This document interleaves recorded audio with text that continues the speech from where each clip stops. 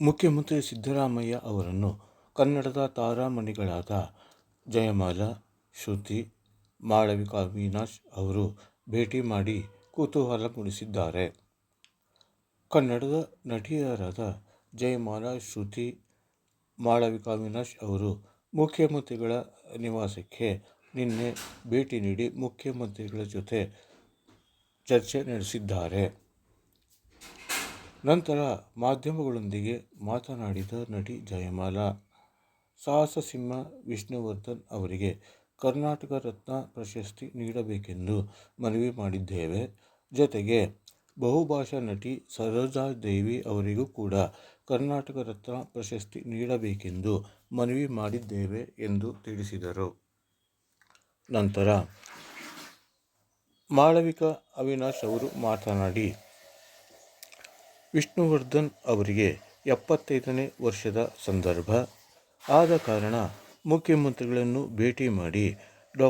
ವಿಷ್ಣುವರ್ಧನ್ ಅವರಿಗೆ ಕರ್ನಾಟಕ ರತ್ನ ಪ್ರಶಸ್ತಿ ನೀಡುವಂತೆ ಮನವಿ ಮಾಡಿದ್ದೇವೆ.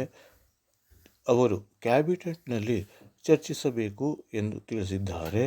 ಈ ವಿಚಾರದಲ್ಲಿ ಮುಖ್ಯಮಂತ್ರಿಗಳು ಸಕಾರಾತ್ಮಕವಾಗಿ ಸ್ಪಂದಿಸಿದ್ದಾರೆ ಎಂದು ತಿಳಿಸಿದರು.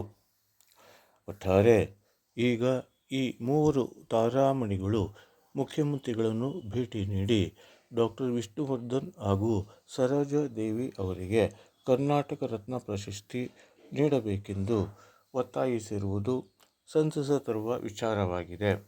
ಆದರೆ ಇತ್ತೀಚೆಗೆ ನಡೆದ ಕೆಲವು ಘಟನೆಗಳಲ್ಲಿ ವಿಷ್ಣುವರ್ಧನ್ ಅವರ ಸ್ಮಾರಕವನ್ನು ಧ್ವಂಸಗೊಳಿಸಿರುವುದು ನಿಜಕ್ಕೂ ಅಭಿಮಾನಿಗಳಿಗೆ ಹಾಗೂ ಕನ್ನಡಿಗರಿಗೆ ಬೇಸರ ತರುವ ವಿಚಾರವಾಗಿದೆ.